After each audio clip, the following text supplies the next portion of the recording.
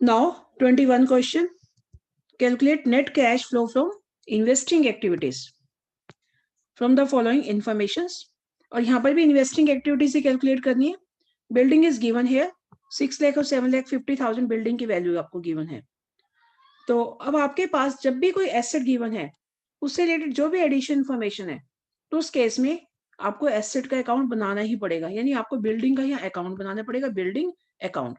यानी investing activities में कौन कौन सी एक्टिविटीज आती है, कौन कौन सी आइटम्स आती है, सारी फिक्स्ड एसेट की. यानी कोई भी फिक्स्ड एसेट आप परचेज करते हो तो मतलब कैश जाएगा तो माइनस कर देंगे, सेल करोगे तो कैश आएगा तो उसे प्लस कर दोगे.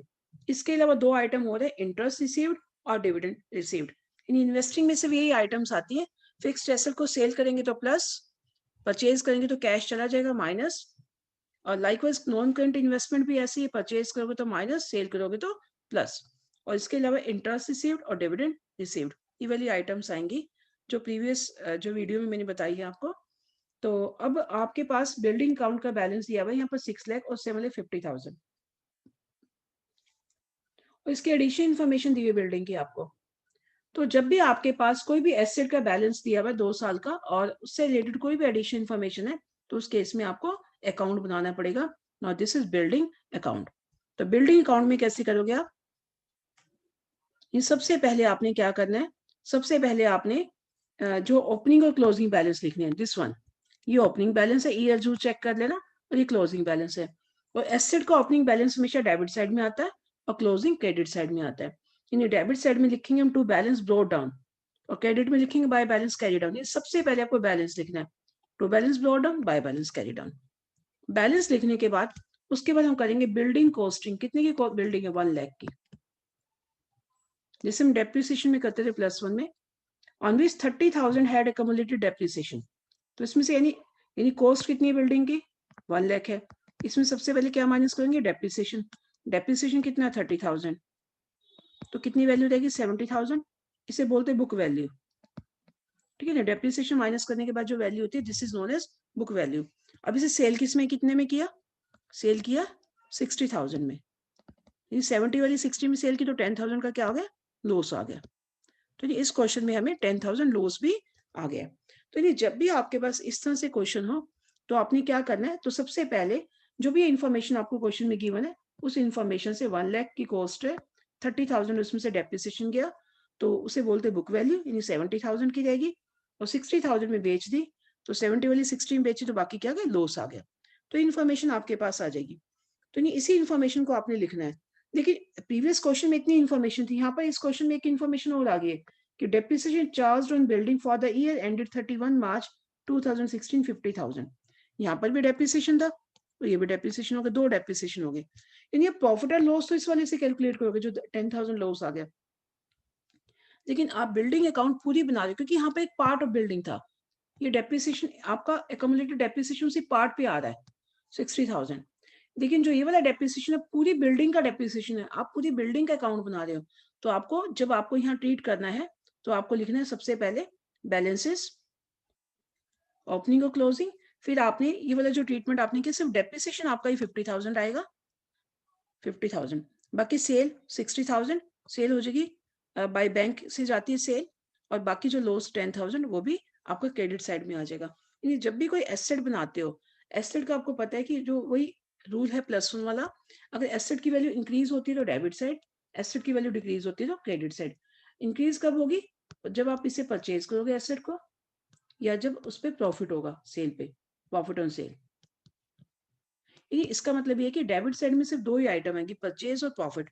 और क्रेडिट साइड में आपके 3 आइटम आएंगे. एक तो सेल आएगा, सेल से एसेट कम हो रही है, लॉस भी आएगा, और थर्ड वन डेप्रिसिएशन भी आएगा.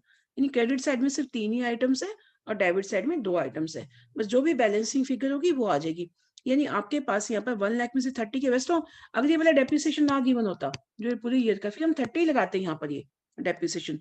अब बुक के अकॉर्डिंग नहीं जाओगे, आप पहले डेप्रिसिएशन लिख दोगे 50,000, फिर सेल किया, सेल कितने में किया? 60,000 को. सेल को सेल ही लिखेंगे, बाय बैंक ब्रैकेट में लिख दोगे सेल.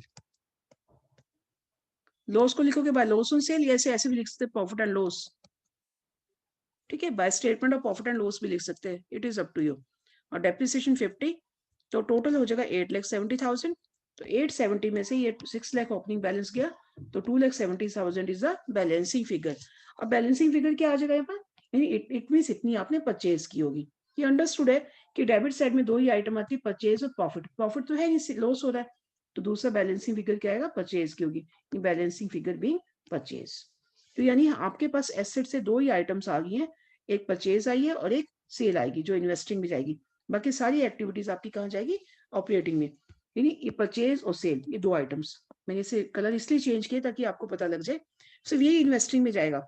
बाकी जो भी है, लॉस है, डेप्रिसिएशन है, जो भी और आइटम्स है, it will be transfer to operating activities. और ध्यान रखना, इधर वाली आइटम जहां भी जाएंगी प्लस होंगी, और इधर वाली आइटम जहां भी जाएंगी माइनस होंगी। तो इट मीन्स सेल तो आपकी कहाँ जाएगी, इन्वेस्टिंग में प्लस हो जाएगी, और लॉस कहाँ जाएगा, ऑपरेटिंग में प्लस हो जाएगा। डेप्रिसिएशन कहाँ जाएगा, ऑपरेटिंग एक्टिविटीज में एडजस्टमेंट में प्लस हो जाएगा। और ये परचेज कहाँ जाएगी, इन्वेस्टिंग में माइनस हो जाएगी। अगर प्रॉफिट होता तो ऑपरेटिंग में माइनस हो जाता। तो आपने ये इस अकाउंट को पूरी प्रॉपर वे से समझना है। और यहाँ पर तो सिर्फ आपको इन्वेस्टिंग एक्टिविटी बनाना है, बस आपने सेल और purchase in this one, sale कितने में की 60,000 प्लस, और परचेज 2,70,000, तो आंसर माइनस में आ गया, तो इसे बोलते हैं net cash used in investing activities. तो इस तरह से आप क्वेश्चन को सोल्व कर लोगे। नाउ 22 क्वेश्चन, इसमें भी क्या करना है आपको, इसमें भी आपको cash flow from investing activities calculate करनी है।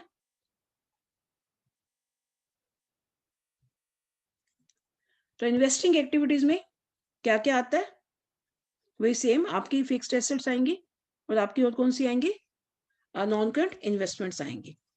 तो इसमें क्या लिखा हुआ है, जो जो इंफॉर्मेशन दी हुई है, investment in shares of Mico limited 2015 year पहले, 14 बाद में, ध्यान रखना 8 लाख और 18 लाख, ये इन्वेस्टमेंट इंक्रीज हो रही है, यानी परचेज हो रही है, ये purchase of non current investment है ये, ठीक है। तो इसका अलग ट्रीटमेंट है। और 12% लॉन्ग टर्म इन्वेस्टमेंट्स है ये, और ये भी वही है, लॉन्ग टर्म इन्वेस्टमेंट्स है, ये भी इन्वेस्टमेंट है, investment in shares and plant and machinery, fixed assets है, गुडविल।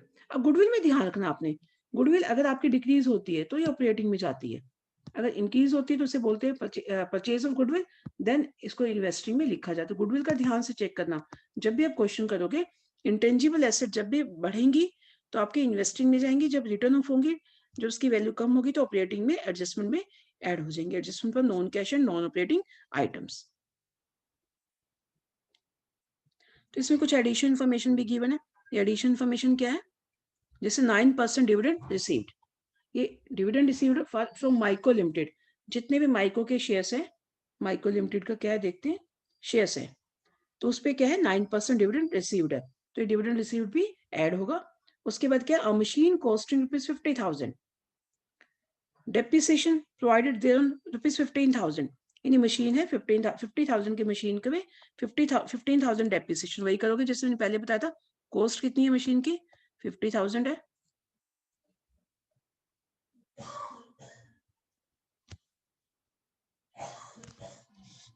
कॉस्ट कितनी है 50,000 है,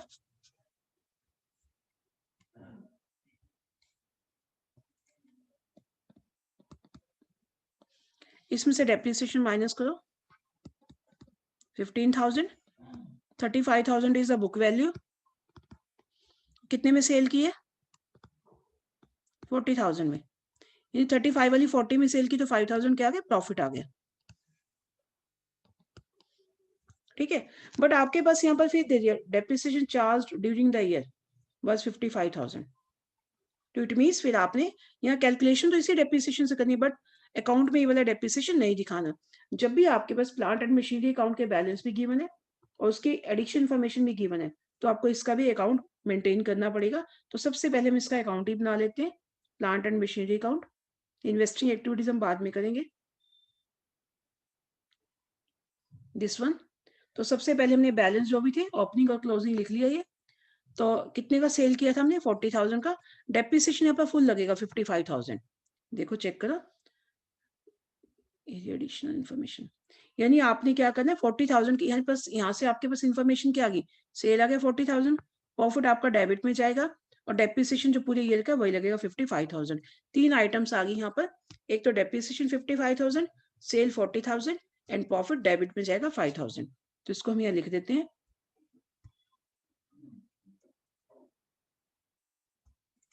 डेप्रिसिएशन 55, सेल 40, बैलेंसेस ऑलरेडी हमने लिखे हुए हैं ये वाले।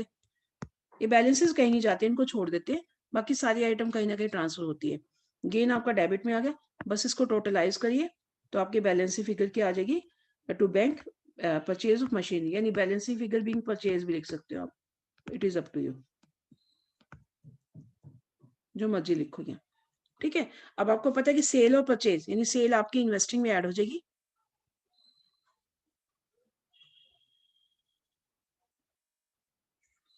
सेल जो है कितनी सेल है, सेल है 40,000, ये इन्वेस्टिंग में ऐड हो जाएगी,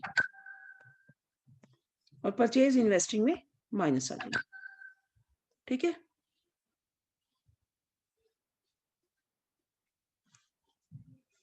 ओके बेटा, तो बस इस तरह से आपने इसे लिख देना है, परचेज और सेल। बाकी तो ऑपरेटिंग के आइटम्स है उसे हमने नहीं लिखना। Sale 40,000 and purchase 2,90,000। बाकी हम क्वेश्चन में जाते हैं, बाकी आइटम्स क्वेश्चन में गिवन है हमें।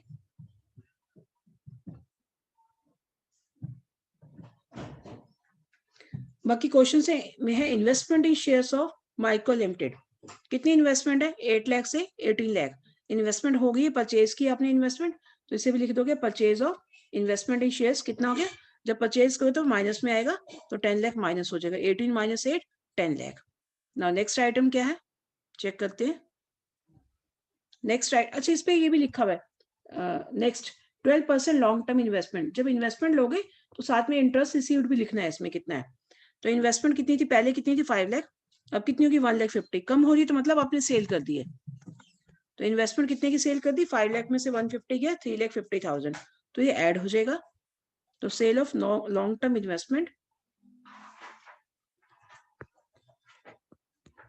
तो इसे क्या कर दोगे, ऐड कर दोगे, तो ये भी ऐड कर दी हमने।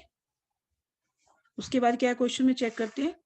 अब इसमें इंटरेस्ट भी है 12%, ये 12% इंटरेस्ट है, बेसिक अमाउंट पे ले लो 14 वाली पे, तो 12% इन्वेस्टमेंट आ गया आपका जो है, 12% इंटरेस्ट है इसमें, तो बेसिक अमाउंट कितनी 5 लाख पे ले लो, तो 12 जो 60,000 इंटरेस्ट रिसीव्ड हो गया। तो लाइकवाइज उस पर भी माइक्रो लिमिटेड पे भी लिखा हुआ डिविडेंड रिसीव्ड, एडजस्टमेंट में गिवन है, देखो ये डिविडेंड रिसीव्ड 9%, तो उस पर भी कर लेंगे, बेसिक ईयर अमाउंट पे जितनी बेसिक ईयर की अमाउंट है उस पर ले लेंगे, तो डिविडेंड रिसीव्ड फॉर माइक्रो तो 9% है, 8 लाख पे 9%, तो it will B interest received 72,000। उसके बाद नेक्स्ट आइटम क्या है, क्वेश्चन बस एक ही आइटम रहेगी, गुडविल। गुडविल गुडविल आपकी देखो पहले 40,000 थी, 1,820 हो गई, तो परचेज ऑफ गुडविल है, अगर ये कम होती तो यहाँ पर नहीं शो करते हम, अब परचेज ऑफ गुडविल है तो ये आपकी इन्वेस्टिंग एक्टिविटी में से ऐड हो जाएगा, ये 40, सॉरी परचेज ऑफ गुडविल है तो कैश जाएगा। तो आपके पास जब भी एसेट, हमेशा ध्यान रखना, एसेट जब भी इंक्रीज होगी तो उसे माइनस करना आपने, बस जैसे वहां पर की थी ना करंट एसेट में, और जब भी डिक्रीज होगी तो उसे क्या करना है, प्लस करना है। सेम रूल रखना, लाइबिलिटीज जब भी इंक्रीज होंगी तो फाइनेंसिंग में लिखेंगे तो प्लस करोगे, कम होगी तो माइनस करोगे, कंफ्यूजन ही रखना कभी भी। अगर आपको थोड़ा सा लगता है तो आप वो रूल ध्यान में रख लेना कि एसेट में रिवर्स है, इंक्रीज तो माइनस, डिक्रीज तो प्लस, लाइबिलिटीज में डायरेक्ट रिलेशन है, इंक्रीज तो प्लस, डिक्रीज तो माइनस, तो इस तरह से आप कर लेना। तो गुडविल आ गई 80,000 माइनस, बस अब आपके पास ये करने के बाद आपका माइनस में आंसर आ गया, तो net cash used in investing activities.